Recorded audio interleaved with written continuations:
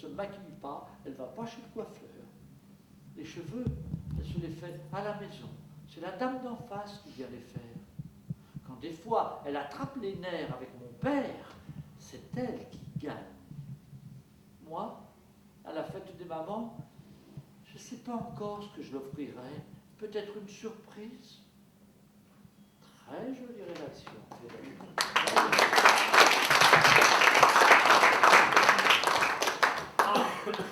Albert, alors, voyons. Ah oui, j'avais. Voyons, j'avais.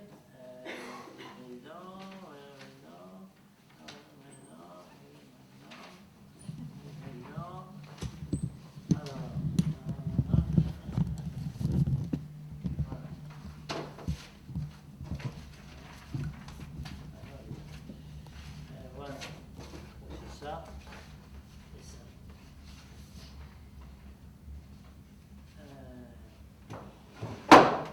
Alors, on va donner quelques...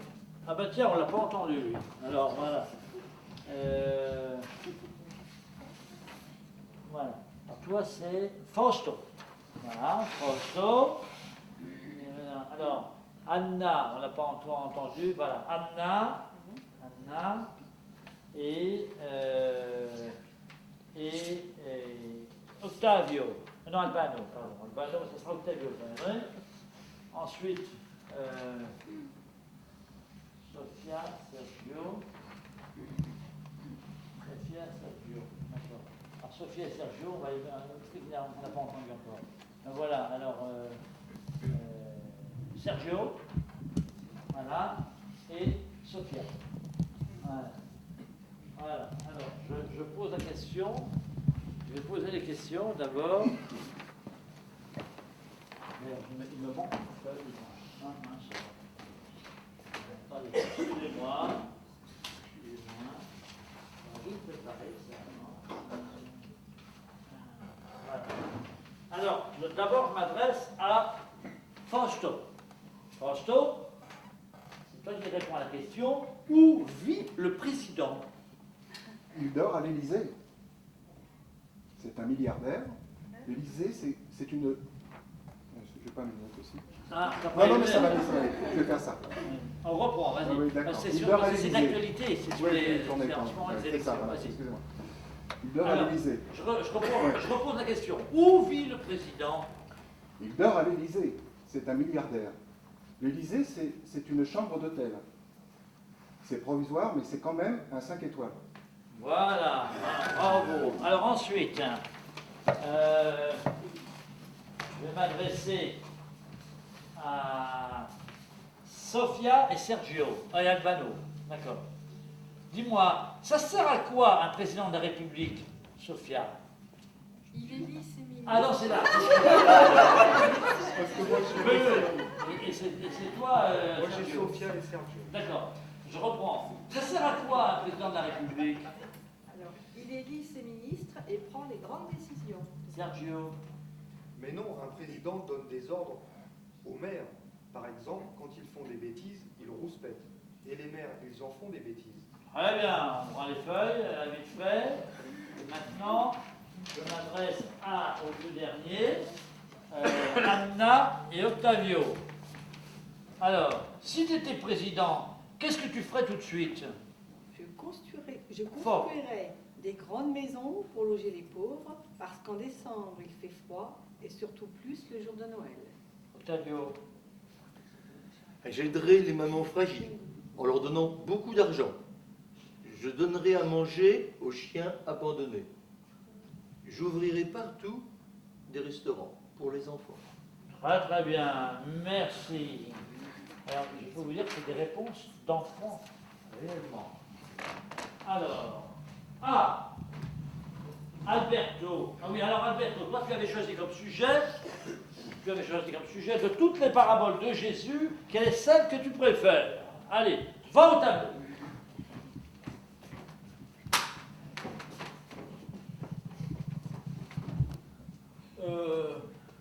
Depuis peu que j'écris, mais vraiment depuis peu, le diable est en train de préparer la 3e guerre mondiale parce que lui, il ne se fatigue jamais de faire le mal. Alors, moi, j'ai choisi la parabole de la fin du monde parce que j'ai pas peur, dans la mesure que je serais déjà mort depuis un siècle.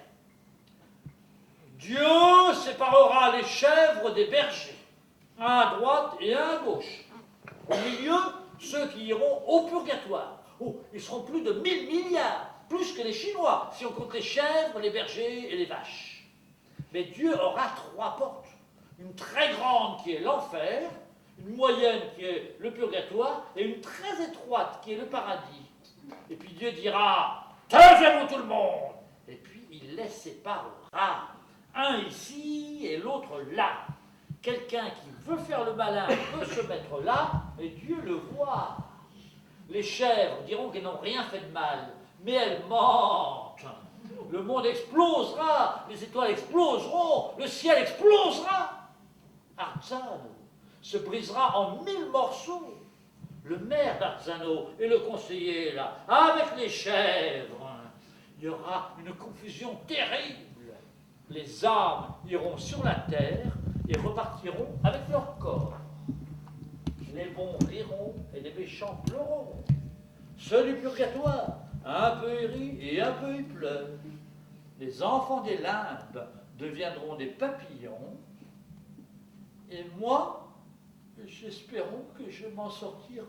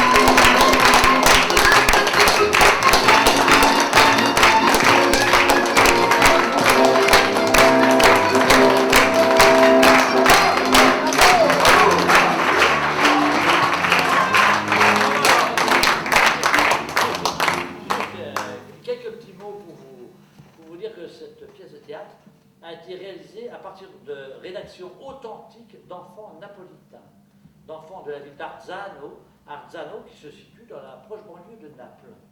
Ces rédactions ont été écrites dans les années 80 par des élèves qui, à l'époque, avaient entre 8 et 10 ans, comme certains d'ici.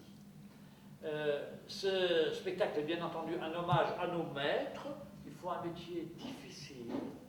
J'en sais quelque chose, j'ai moi-même exercé dans les années 70. Un hommage à l'école de la République et surtout au monde de l'enfance. Merci.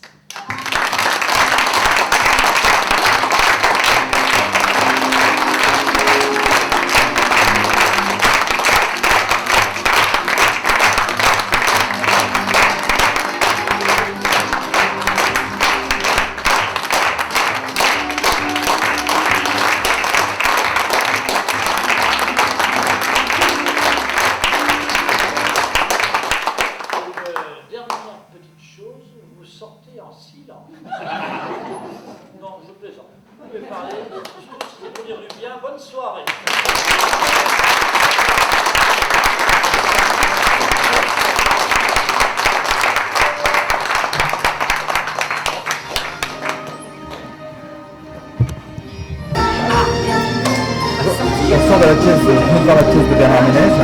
Qu'est-ce que vous pensez de cette pièce? C'est un moment très agréable et en plus il y a une interaction avec le public et ça c'est assez surprenant parce qu'effectivement là dans une pièce comme celle-ci on n'est pas uniquement en train de regarder et d'écouter mais on est sollicité et c'est amusant parce qu'effectivement on est surpris à plusieurs reprises et puis on a à intervenir. Donc ce qui est amusant c'est ce décalage entre le fait que quelquefois il y a des personnages qui sont donc fictifs et ils jouent plusieurs personnages et puis nous-mêmes on est amenés à intervenir dans la pièce et je pense que ça change dans chaque soir parce qu'en fait puisque le public est différent ça doit amener à chaque fois en fin de compte des réactions tout à fait originales et amusantes. Est-ce que vous savez que Bernard Ménez se présente aux législatives sur sa circonscription? Ça, je m'en doutais un petit peu. Je sais qu'il a déjà été candidat donc dans le passé, et je sais qu'il avait justement attiré l'attention de beaucoup de gens, parce que je crois qu'il s'intéresse beaucoup effectivement à... Là, il s'intéresse à l'enfance, ici, effectivement à l'éducation. J'ai cru comprendre qu'il était aussi habitué dans son quartier donc à y vivre, et donc il est proche des gens, et certainement qu'il a des idées intéressantes à formuler. Il y a quand même quelques parallèles avec le contexte actuel avec ce texte. Oui, effectivement, parce qu'il y a beaucoup de réalité. On voit que les gens donc sont souvent des idées un petit peu fausses sur la société. Les enfants sont un petit peu souvent dans l'utopie, dans le rêve.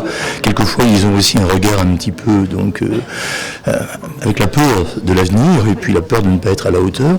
Et là, on voit qu'il y a effectivement beaucoup d'humour, mais il y a aussi beaucoup de réalisme. Et Bernard Ménez, c'est vrai que de toute façon, il est très proche des gens. Et là, donc, il a beaucoup de simplicité, parce qu'il se tourne lui en dérision, mais en même temps, j'ai été surpris un petit peu par la qualité du texte, parce que ce sont des textes donc écrits par des enfants, ce que j'ai compris, mais il est obligé quand même de les apprendre. Et puis, il y a cette capacité qu'il a de réagir à la situation, réagir aux événements avec le public. Et en politique, je pense qu'il faut également être capable de réagir de manière adaptée à des situations qui ne sont pas toujours prévisibles. Qu'est-ce qui vous a poussé à venir voir cette pièce? Qu'est-ce que vous avez décidé à venir voir cette pièce? Ce qui m'a poussé à venir voir cette pièce, c'est d'une part qu'elle passe dans mon quartier. C'est déjà ça, donc c'est un peu la facilité, un peu la paresse peut-être, la simplicité. Et puis le fait que c'est quelqu'un qui dégage donc toujours de la sympathie. Et puis ces textes sur l'enfance, ça ne pourrait que m'intéresser, parce qu'actuellement il est sûr que tout ce qui est éducation, c'est un domaine dans lequel on doit intervenir, et je pense qu'il est bien placé. En tout cas, certainement, aux législatives, je lui souhaite bien sûr de réussir. Vous pouvez me donner votre nom? Moi, c'est Alban. Avant tout, votre nom? Votre prénom? Mon prénom c'est Alban, et mon nom c'est Dejon. D-E, plus loin J-O-N-G. Est-ce que vous m'autorisez à utiliser ces images en télévision? Oui, tout à fait, je l'autorise, mais je me suis permis de vous dire que malgré tout, je le connais aussi. Donc voilà, je l'ai dit avant, parce que donc, je suis sincère dans ce que je dis, mais il n'y a pas de souci, vous inquiétez pas. Je le connais aussi, voilà, très bien. Bien sûr. On remet le couvert, c'est d'accord. Très bien. Bon. Bonsoir. Qu'est-ce qui vous a amené à venir voir la pièce de Bernard Ménez? Eh bien, je ne savais pas que la pièce avait lieu. Ce sont des amis qui me l'ont signalé, qui m'ont dit que c'était super, donc j'ai envie de le voir. Et en même temps, le connaissant d'il y a quelques années, enfin assez longtemps déjà, j'étais content. J'avais très envie de le revoir, et je l'aime bien comme acteur. À la base, vous êtes venu voir Bernard Ménez ce soir pour voir l'acteur, ou qu'est-ce que vous avez dit de la pièce? Ah, de la pièce, on m'en avait parlé. Moi, ici d'ailleurs, on m'avait parlé en bien, en me disant que c'était une pièce, un personnage, pas exactement un seul acteur qui était Bernard Ménez, et pas mal de personnages avec participation de la salle, ce qui est exactement le cas d'ailleurs. Est-ce que vous savez que Bernard Ménez se présente aux législatives sur sa circonscription? Ah non, je l'ignorais complètement. Donc tout à l'heure, quand il parlait d'élection, il ne blaguait, je croyais que c'était une blague. Je ne savais pas que c'était réel. Qu'est-ce que vous avez pensé de ces interventions qui reviennent un petit peu, parce qu'on vient un petit peu dans le terme élection. Attention. Ça va? Non, madame, ça va? Non, ça va, ça va aller, non, ça va aller. Ça arrive. Excusez-moi. Pardon, mal. Bonsoir. Oui, oui. C'est plus un oui. Je n'ai pas parfaitement saisi. Enfin, c'était à propos d'élections. Est-ce que le thème de la pièce rejoint quand même un peu ce qui se passe aujourd'hui en France? Oui, mais enfin apparemment la situation des personnages est quand même beaucoup plus dramatique que celle qui est vécue moyennement en France. Disons peut-être pas dans toutes les franges de la population. Enfin. Ok, on revient 2 secondes sur ce que je viens de vous dire. Oui. Sur la candidature de Bernard Ménez. Oui. Est-ce que vous êtes étonné par la candidature de Bernard Ménez aux législatives sur sa circonscription? J'ai été étonné lorsque vous me l'avez dit, mais je le suis simplement parce que je ne m'y attendais pas. Je ne pensais pas qu'il... À brûle pour point comme ça, qu'est-ce que ça vous inspire? Ça m'est difficile de dire quelque chose à ce sujet.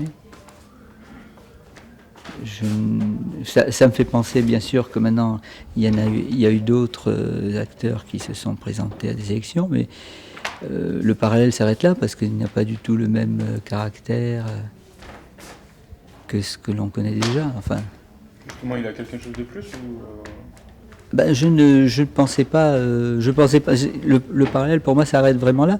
Ce n'est pas du tout le même genre de personne. Il est très discret d'abord de nature. Bon là, bien sûr, il est obligé de s'exprimer en tant qu'acteur. Il ne peut pas. Mais c'est un homme extrêmement discret, très gentil. D'ailleurs, autant que je me souvienne, puisque je le connaissais un petit peu déjà aussi avant. Donc quand vous parlez d'acteurs, c'est d'acteurs qui se présentent ou qui s'investissent, si on peut dire, vis-à-vis de candidats? Parce que s'investir, soutenir un candidat, c'est une chose, se présenter, c'en est une autre. Oui. Non, mais s'investir, ça, je ne le savais pas. Bon, si vous me le dites, je l'apprends à l'instant. Mais se présenter, peut-être aussi. Oui. Oui. D'accord. Excusez-moi. Je n'ai pas eu le temps de vraiment réfléchir à la question, mais je ne sais pas. Bon, vous me dites qu'il s'investit, je l'apprends, je ne le savais pas. Qui se présente.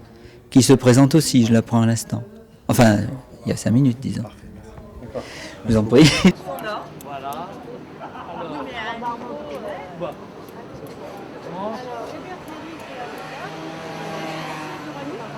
Carrément. Oui. Bon. J'ai tourné mon film, le seul film que j'ai tourné comme réalisateur, j'ai tourné à Agadir. Agadir et Taroudan. Ah, très beau, Taroudan. C'est très très beau par là. L'épouse de la... De qui? Hubert. Marie-Noël. Ah, bon, d'accord. Bonjour Marie-Noël. Ça va? Marie-Noël. Et puis, Jacques s'est présenté. Et son ami, Philippe. Ah, d'accord. Voilà, ben on a fini. Et monsieur qui est là-bas? David. Comédien et cuisinier. David que tu as vu. Tu l'as vu au 1er mai. Tu as fait une organisé de boule lyonnaise avec lui. Ah voilà, c'est ça, oui. Et puis tu chantais? Oui. Tu chantais, oui. On a chanté, oui. On a tout chanté. J'ai eu l'obligation de partir un peu plus tôt, mais c'était très gentil d'être là. Alors, moi, je sais pas, je vous propose qu'on aille voir un verre. Oui. On peut aller soit en face, soit à un, comme vous voulez. Il y a personne à la voiture. On a deux voitures.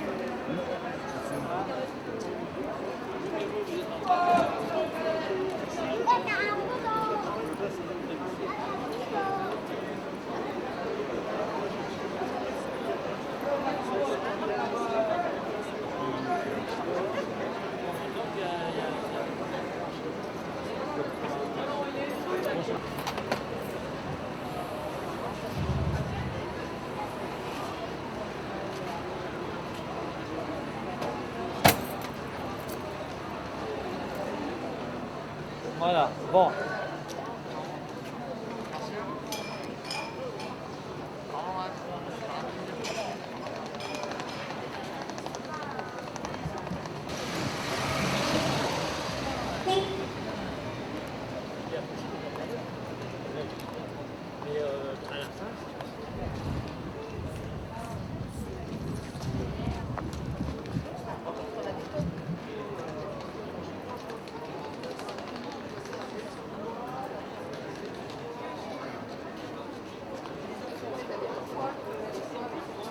Les pages, je ne sais pas si c'est bien les pages.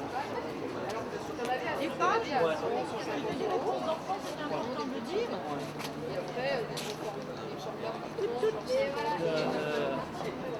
On peut aller là ou en face? Je sais pas. Bonjour, hein? Ah, oui, mais c'est parce que j'ai pas été en face depuis longtemps. À 400, 500. Non, mais il faut accepter, je crois, l'européen. Non, mais je reviens.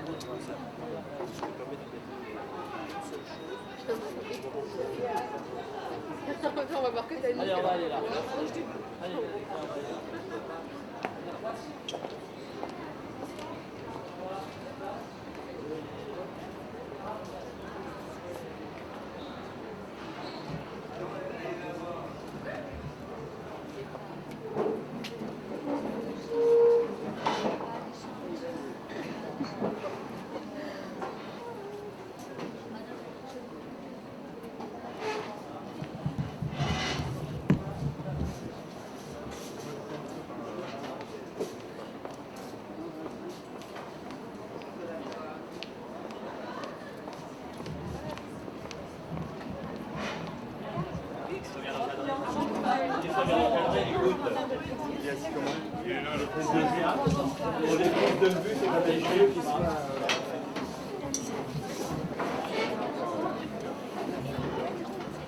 Je laisse s'asseoir, je vais la voir et après.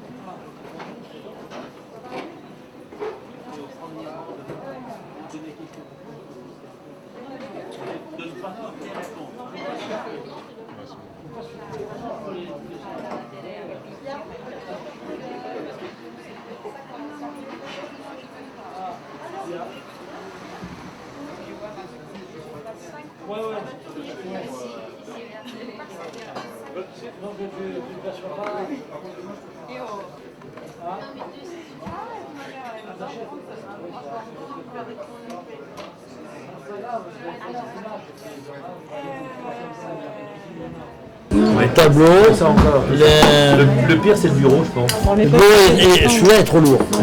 Je pense que comme je dois faire de la province et je dois partir aussi en tournée en janvier, on va probablement racheter un bureau beaucoup plus léger pour le transport. Voire démontable.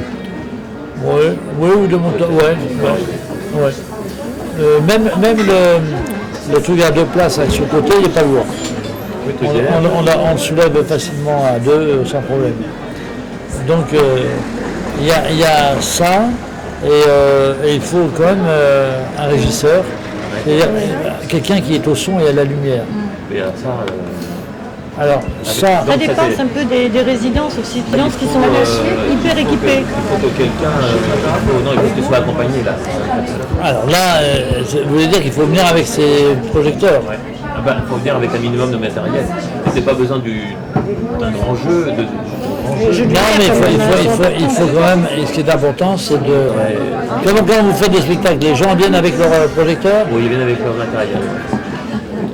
Faut que je vois. Chez moi, il y a tout ce qu'il faut. Patrick est venu, Adler, souvent. Il n'y avait pas une grosse mise en scène, mais je faisais beaucoup de scène. C'est moi théâtral, tout ça. Là, c'est surtout les 2 lumières, celle qui fait l'élève et celle qui fait le maître. Ça, c'est important. Et, alors, en fait, le mieux pour l'élève, c'est une poursuite. On fait une poursuite qui fait à la main, qui peut servir d'ailleurs aussi à éclairer certains endroits ponctuellement. Et puis une lumière d'ambiance générale.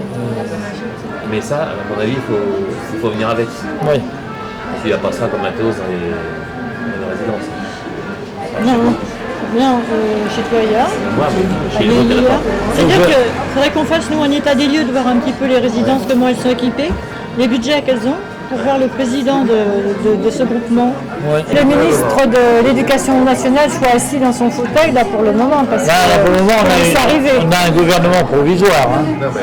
Il va tout être renouvelé il faut attendre les législatives pour ça.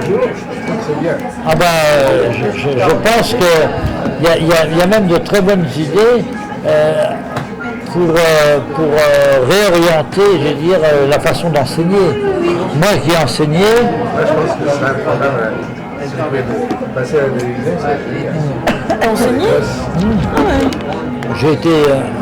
J'ai été instituteur. C'est quoi ça? Ah? C'est toi? Tu vois? Qu'est-ce que je fais là? Le quiz de la semaine. Même les stars ont parfois maille à partir avec les forces de l'ordre. Mais de qui s'agit-il? C'est un concours, c'est toi ou c'est pas toi? Non, là, il y a... Mais où est la réponse? Je n'ai pas. Réponse? Pierce Bosman. Ah bon. Mais c'est bien, ils t'ont mis là. C'est dans quoi ça? Hein? Regardez. Ah mais c'est bien, souvenir. Ceci dit, je vais vous dire un truc, j'ai quand même eu des fois maille à partir avec eux, mais je prends un exemple très simple. Il n'y a pas très longtemps, j'étais dans un autobus dans Paris et je rentrais chez moi et l'autobus s'arrête dans un couloir et bloqué dans le couloir par 2 cars de police, plus une voiture de police devant et tout. On attend 10 minutes à quelle heure et je me dis, mais c'est pas possible. La rue est très très large. Il suffirait que les flics disent au bus de passer sur le côté, il n'y avait pas de circulation. Et alors je sors, en plus j'étais plus très loin, je me dis je vais finir à pied. Mais en passant, je vois la voiture de police qui est devant, et je m'approche d'eux, je dis, excusez-moi, mais vous ne croyez pas que vous pourriez peut-être faire passer l'autobus sur le côté, parce qu'il y a des gens qui attendent, qui sont des personnes âgées et tout. Et la réflexion du flic, c'est, ne parlez pas sur ce ton. Ça c'est grave. Ça c'est grave, parce que ça c'est agressif. Mais ça ne fait pas la différence. Et ils n'ont pas bougé. Je parle normalement, je vous dis une chose parce que il me semble que vous pouvez faire passer maintenant, qu'est-ce que je peux faire d'autre? Moi je termine à pied, mais tout le monde ne peut pas le faire. C'est ahurissant, ils sont restés plus d'une demi-heure. Parce que ces messieurs disaient, il va peut-être y avoir une manifestation, alors on ne bouge pas. Dans ce cas-là, les gens peuvent se... Alors, autre chose, récemment, je sortais du théâtre, j'avais mis ma voiture dans une petite rue à côté, j'étais avec un ami. Je sors du théâtre, je vois la rue pleine de voitures, et pas la mienne. Merde, on me l'a volée. Je vois un autre couple de jeunes Antillais avec 2 enfants en bas âge, ils me disent, nous, notre voiture, elle est partie aussi. Ah, alors là, c'est la fourrière. C'est quoi un écran? Je regarde bien je me dis, mais putain, je ne me trompe pas, il n'y a pas de stationnement interdit. Il n'y avait pas de stationnement interdit. Il y avait une rue où, à gauche, c'était payant, à droite, le stationnement interdit commençait au bout de 50 mètres de la rue. Il y avait un panneau au bout de 50 mètres. Et entre là et là, il n'y en avait pas. Ils ont tout enlevé, il y avait des voitures à la place. Et donc là, je suis en train de contester, je veux aller jusqu'au tribunal. Mais c'est quand même dégueulasse, parce que, comme je leur ai dit, quand j'ai été déjà été là la première fois, je dis, vous ne vous rendez pas compte qu'un gars qui vient de province ou un étranger qui est là et qui n'a pas de stationnement interdit, il a le droit. Et c'est plus qu'une coupe, vous l'enlevez. Ça coûte cher, vous rentrez en taxi, vous êtes emmerdé, vous ne savez pas quoi. Non, mais c'est pas possible. Et moi, le jeune couple, j'étais embêtant pour le jeune couple antillais qui avait l'air de ne pas avoir beaucoup d'argent. Le jeune couple antillais avait l'air très peu riche. Et je peux vous dire que c'était fait une petite sortie au restaurant avec les 2 enfants. Vous mangez bonjour, la désagréable surprise. Hein, on peut ne pas se défendre. Ah ben, ils se défendront pas, ils vont payer. Et ça bouffe un quart du salaire d'un gars qui est au SMIC. Alors évidemment, le mec qui est riche, lui c'est facile, hein, ça ne coûte rien. Mais le mec qui travaille... non, c'est honteux, c'est honteux. Là, en fait, les plans dans les législatives.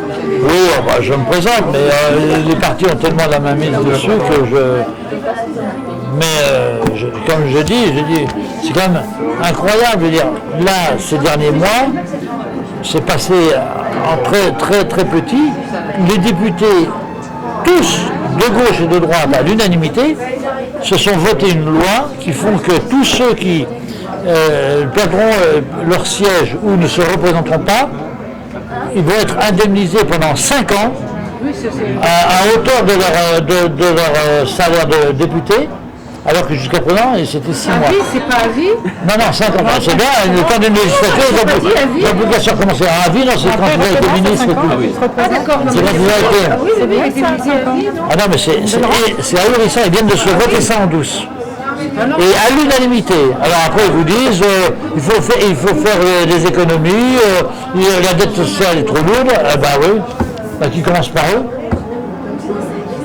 Pour moi, de qui se moque-t-on?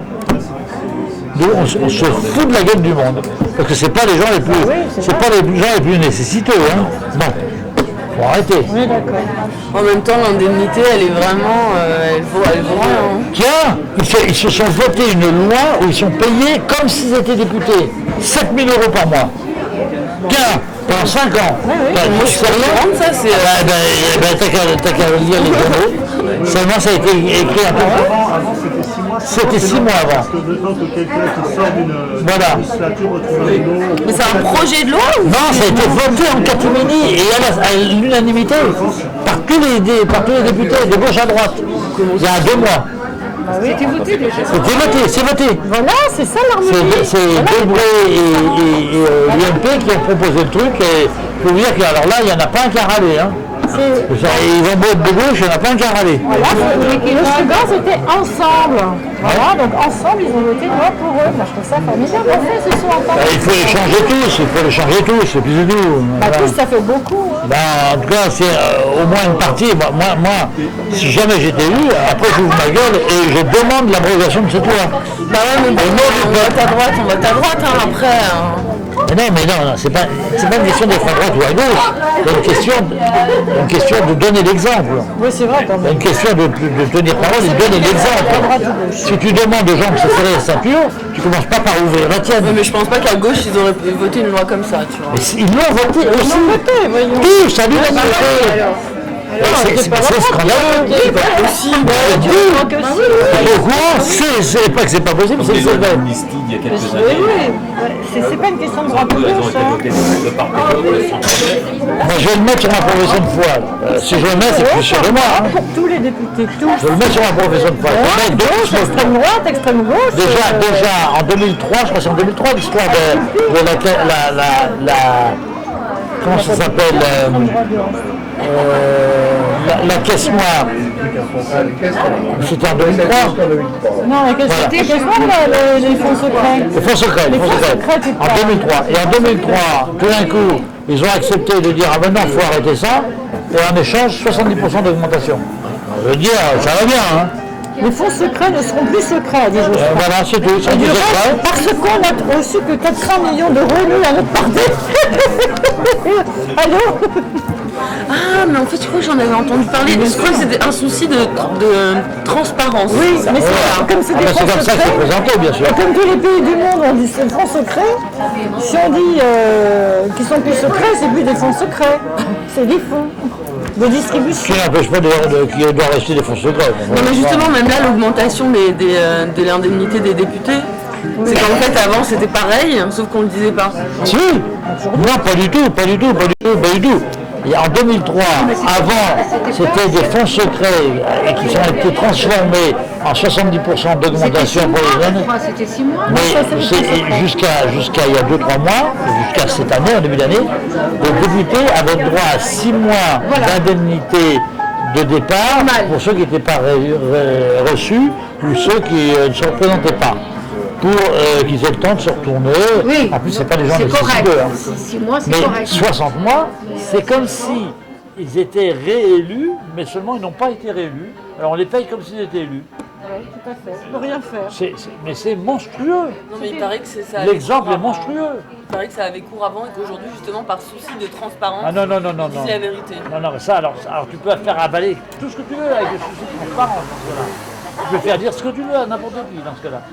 Tu dis, ah ben je vous dis ça, alors on va vous augmenter par souci de transparence. Non, attends, c'est nous qui payons. Hein.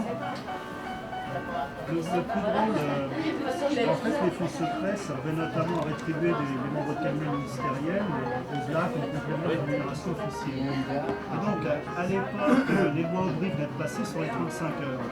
Elisabeth Guigou, qui était garde des Sceaux, avait interrogé sur cette fameuse affaire des fonds secrets, des rémunérations d'espèces des collaborateurs préliminaires. Elisabeth Guigou, comme justificatif, dit mais vous ne vous rendez pas compte, des membres de cabinet ministériel, ça ne fait pas 35 heures, ça fait beaucoup plus que 35 heures, donc c'est normal. Alors que les lois Aubry venaient d'être... Mais c'est admirable.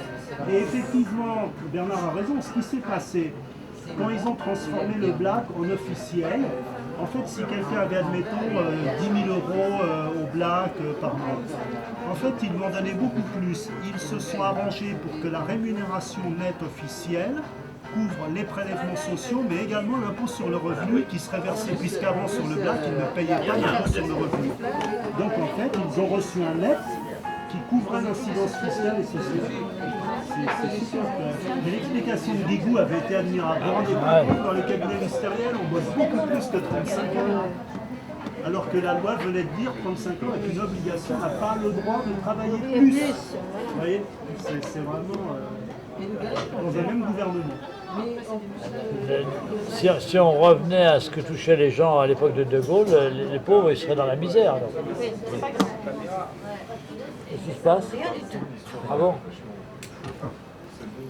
Bon. Oui. Deux mots, un petit peu. Est-ce que vous savez, vous parliez un petit peu de ça tout à l'heure, est-ce qu'il y a des personnalités éventuellement qui sont venues voir votre pièce? Vous savez ça ou pas? Non. Des politiques qui sont venus? Ah non, non. Pourtant, je pense que ça les concerne directement. J'espère que je m'en sortira. Ça concerne beaucoup de politiques. Là, on est 334 candidats à Paris et il y a 21 circonscriptions. Alors ça fait donc 21... Non, il n'y a plus de 21 circonscriptions. Il doit y avoir une quarantaine, 30 ou 40 circonscriptions. Donc on imagine, ça fait 1 sur 10 qui sera élu. C'est vrai que ça veut dire qu'il y en a 9 sur 10 qui espèrent qu'ils s'en sortiront. Et il ferait bien de venir nous voir. Ouais. Si vous mettiez cette pièce finalement qui a été écrite par des textes d'enfants, ouais. Si vous la remettiez au bout du jour, qu'est-ce que ça pourrait nous donner? Il y a quand même quelque chose qui est très important, c'est que le texte est dit tel qu'il a été écrit. C'est-à-dire que, je veux dire, Marcello d'Orta, l'auteur, qui était instituteur dans les années 80 au sud de Naples, à Arzano, a compilé une 60aine de rédactions, en a fait un livre. Ce livre, qui a exactement le même titre, Io Speramo che Malacavi, a été un best-seller énorme en Italie. 3 millions d'exemplaires vendus. C'est devenu un film cinéma en Italie. Ensuite, ensuite, ça a été traduit chez Gallimard. Et il y a quelqu'un qui est venu hier soir, Gérard Vola, qui a extrait 22 rédactions, les 22 meilleures pour lui, pour en faire ce spectacle. Donc, c'est finalement, il s'adressait à vous. Mais si vous devez s'adresser par exemple aujourd'hui à, je sais pas, je pense à un humoriste peut-être qui pourrait reprendre le même texte et suite aux élections qu'on vient de vivre, est-ce que ça pourrait donner autre chose? Alors, il faut que l'humoriste écrive ses textes à lui dans ce cas-là. Mais une force très importante, c'est que c'est authentique. Le texte, quand je dis les rédactions, c'est tel quel. Quand je dis la Suisse, ils vendent des armes à tout le monde pour qu'ils se massacrent, mais elle ne fait même pas une toute petite guerre, c'est les enfants qui ont dit ça. Avec l'argent, avec les sous, elle construit les banques, mais pas des banques gentilles, les banques des méchants, spécialement les drogués. Et la police vient, dit à qui c'est l'argent, je ne sais pas, je te le dis pas, occupe-toi de tes fesses, la banque est fermée. C'est les enfants qui ont écrit ça, et comme ça. Alors la Suisse et l'Europe, il y a un problème. Et il faudrait exiger qu'elle rentre dans l'Europe, et qu'elle prenne la monnaie surtout. Les quelques pays qui ne veulent pas prendre l'euro, c'est ceux qui n'auraient aucune difficulté à le faire. On a l'Angleterre, le Danemark, la Suède, la Suède, et la Suisse, elle n'est même pas rentrée dans l'Europe. Non, du tout. Alors, la Suisse, oui, mais ils n'est pas dans l'Union Européenne, donc ça la regarde tout à fait. En fait, en revanche, c'est plus choquant pour les 3 autres membres de l'Union Européenne qui n'adoptent pas la monnaie unique. C'est assez choquant. C'est très choquant parce qu'il y a c'était une des pierres d'achoppement de cette constitution. On fait une banque européenne. Et pour avoir une banque européenne, il faut que tous les pays aient la même monnaie. Alors que des pays comme l'Italie, comme l'Espagne, comme la Grèce font des efforts monumentaux pour avoir la monnaie euro, et ça leur coûte cher. Alors eux, qui ont des monnaies fortes, ils font la gueule. En revanche, la Suisse, Bernard, n'est pas dans l'UE. Pour le moment, elle n'est pas dans l'UE. Personne ne peut l'obliger à intégrer l'UE. Non, mais alors on n'a qu'à passer à côté alors. Si on peut aussi faire notre commerce avec d'autres. Attends, si la Suisse est incontournable parce que l'argent des banques est chez eux, il y a un problème.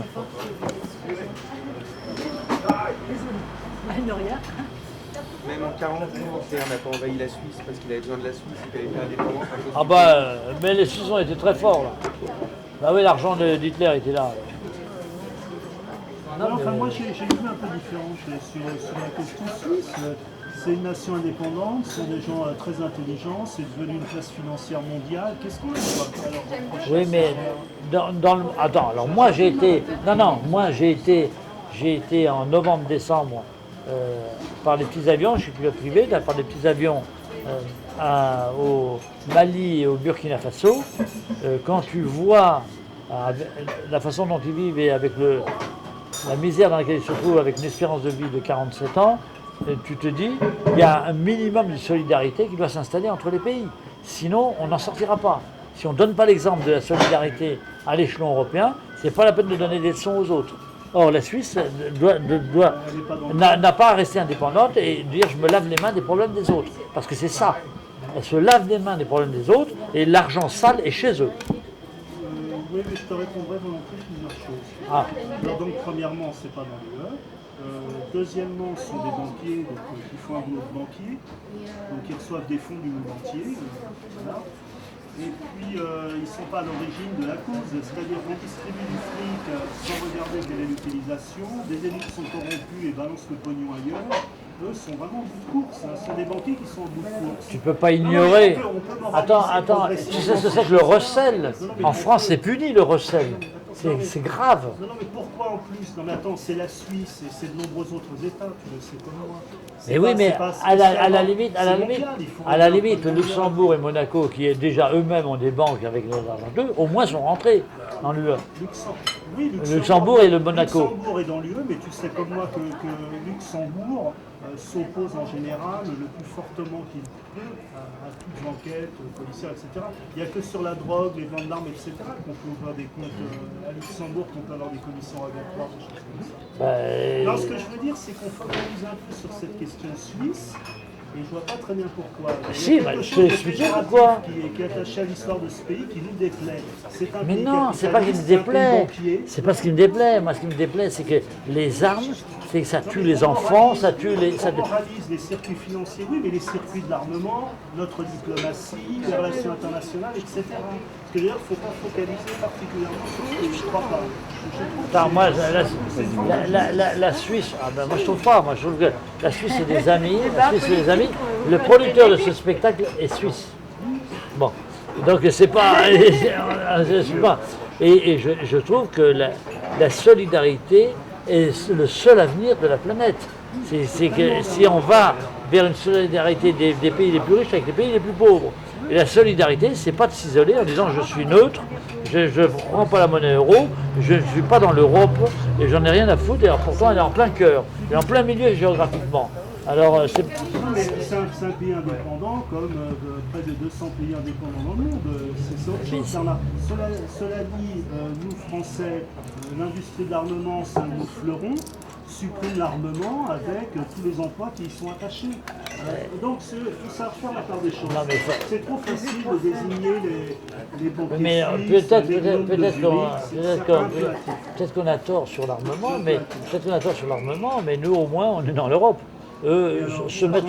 Là, ça change. Quand tu fabriques des bombes et qu'elles vont tuer n'importe où ailleurs dans le monde, les gens ne regardent pas si les bombes sont suisses ou si elles sont non. Je m'attendais pas à ce que tu défendes les Suisses comme ça. Moi, oui, parce que je trouve que ce sont des Français typiquement français. Ah non. Qui ne sont pas très justes. Moi, j'ai beaucoup été en Suisse, j'ai beaucoup travaillé en Suisse. Et d'ailleurs, les Suisses romands sont très proches des Français et sont minoritaires. Et c'est les Suisses allemands qui s'accrochent à ne pas rentrer dans l'Europe. Si tu écoutais tous les Suisses de la Suisse romande, ils seraient déjà en Europe. La Suisse serait déjà dans l'Europe. Oui, enfin, tu as vu que tous les référendums en Suisse toutes ces dernières années sont des positions qui ne vont pas dans ton sens. Mais parce que la majorité est allemande. Ah oui, c'est une majorité. Qu'est-ce que nous, c'est une majorité française au sein de la France. Je pense. La moralisation des circuits financiers, etc., ça va dans le sens de la démocratie, du progrès, du bien-être des peuples, etc. On est d'accord. Mais je trouve que c'est un peu facile de jeter la pierre particulièrement à ces C'est pas facile. L'avenir de notre monde, si on veut avoir un avenir pour nos enfants qui ne passent pas par des guerres, c'est d'aller progressivement vers un gouvernement dit planétaire où les pays sont solidaires les uns les autres. C'est pas en s'isolant qu'on va y arriver. Mais c'est ce discours qui me paraît curieux. C'est pas curieux, c'est clair. C'est d'une clarté pourtant. J'ai l'impression d'être d'une clarté. Je sais pas. Maintenant, pourquoi veux-tu que cet État en particulier cesse d'être un État alors qu'il y a des centaines d'États et que tout le monde trouve ça normal aujourd'hui? C'est clair que je ne dis pas qu'il cesse d'être un État. L'avenir de la planète est universel, on est bien d'accord. Et ça vaudra pour nous, Français, naturellement. On est destiné à se fondre dans une certaine universalité avec le temps. Mais pourquoi veux-tu qu'aujourd'hui cet État, plus particulièrement qu'un autre, soit responsable d'être un État? J'avoue que je comprends pas. Je t'explique. Alors attends, je te donne. Non, je crois que c'est une question de point de vue. Hein. On n'a pas le même point de vue. Mais pourquoi non, mais je te donne ma raison. Je te dis, nous, la France reste un État, l'Espagne reste un État, le Portugal reste un État, mais on rentre dans l'Europe et on accepte les règles européennes et la monnaie européenne. La Suisse, qui est au cœur de l'Europe géographiquement, n'a pas à s'isoler. Si on nous dit en référendum que l'avenir passe par la création de l'Europe, c'est pas pour qu'il y ait des territoires qui ne rentrent pas dans l'Europe. Il faut que ces territoires rentrent dans l'Europe aussi. Bernard, les Français ont refusé la Constitution européenne. Oui, mais oui, parce que... On nous a pas envahis pour nous forcer à le faire. Mais non, mais parce que la Constitution était mal foutue. La Constitution était mal foutue. C'est pas ça. Si. Mais c'est qu'on est souverain. Non. Est-ce qu'on nous a obligés à la voter, cette Constitution européenne? J'espère bien que... Est-ce qu'on nous a obligés à le faire? Non. Alors pourquoi veux-tu obliger la Suisse à intégrer l'UE? C'est un État souverain, ils attends, il ne s'agissait pas de rentrer ou pas de rentrer dans l'Europe, il s'agissait de faire une constitution. C'est pas du tout pareil. L'Europe, on en a accepté les avantages et les inconvénients depuis longtemps. C'est très curieux. Non. Si tu disais qu'en Amérique, n'importe quel pays dans le monde est obligé d'intégrer un ensemble. Les États d'Amérique sont tous obligés d'intégrer les USA. Les États d'Amérique entre eux. Les États qui composent les USA. Bah oui, c'est des États. Mais tu ne vas pas obliger demain matin Costa Rica à intégrer les États-Unis d'Amérique. Mais oui, mais bien sûr, mais pour le moment, Costa Rica, il n'est pas au milieu des USA. C'est pas un problème géographique. Ah si. C'est un gros problème géographique. C'est un gros problème. La Turquie est sur le bord, donc on peut se permettre de dire on attend ou on n'attend pas. La question de la moralisation, je mets ça de côté, je n'en discuterai pas plus. Mais que tu sois stimulé par la volonté d'obliger un État indépendant à intégrer un ensemble, ça j'avoue que ça me sidère. Non, moi ce qui me sidère, c'est qu'il reste en dehors de tout ça. Moi c'est ça qui me sidère. Moi ça me sidère terriblement. On s'est retiré de l'OTAN. C'est qu'en 1966 on s'est retiré de l'OTAN. Tout le monde a fait la gueule, mais on s'est retiré de l'OTAN. Oui, et on n'est toujours pas l'OTAN est un rattachement d'une soumission aux États-Unis. Ce serait différent. Ah oui, De Gaulle a... l'intégration quand ça t'intéresse intellectuellement. Mais non, mais attends, géographiquement, il y a l'Atlantique entre nous. Et alors, attends... Il y a l'Atlantique entre nous, c'est pas pareil. Tous les gens qui nous entourent sont dans l'OTAN, pas nous. On s'est retiré de l'OTAN, c'est notre droit. Mais c'est pas pareil que de prendre la même monnaie, la même constitution, Bon, écoute, je pense qu'il faut qu'on arrête là parce que ça n'intéresse pas forcément tout le monde et on n'est pas d'accord. Et on se convaincra pas. On se convaincra pas. Parler de Boulard de Bresse au Maury, voilà. C'est pas élémental. Pas élémental. Ah non, pas élémental. Non, ça va compter. Non, ça c'est horrible de dire des choses comme ça, c'est affreux. Vous avez eu vos cafés au fait? Bon, ça va. Tu jurationnes toi. Bon, est-ce que... Non, mais on va arrêter la discussion, on n'y en sortira pas. Tous les deux, il faut vous mettre on en partira, oui, on en fait seul à seul, mais pas... C'est là... Bon. Mais c'était intéressant parce que moi je trouve que les jeux sont toujours intéressants parce que c'est ça la démocratie, c'est que chacun pense quelque chose. Et c'est ça, regarde moi l'Angleterre, je suis sidérée qu'elle n'accepte pas notre... L'Angleterre, c'est quand même bizarre. Ils rentrent dans l'Europe, mais ils veulent pas de ci, ils veulent pas de ça, ils veulent pas de ci, ils veulent pas de ça. La réponse c'est tout à fait choquant, l'attaque par l'Angleterre. Non, mais c'est tout à fait choquant la position. Non, mais eux sont entrés dans un ensemble dont ils n'acceptent pas toutes les règles. Là, c'est déjà très ils sont dans l'Europe, mais ils ne veulent pas de la monnaie unique, ils ne veulent pas de ça. C'est-à-dire qu'ils ils prennent ce qu'ils veulent, le meilleur. De Gaulle était hostile à l'entrée de la Grande-Bretagne dans le marché commun. Parce qu'il savait très bien que c'est des gens très proches des États-Unis d'Amérique et que ce serait tout très difficile.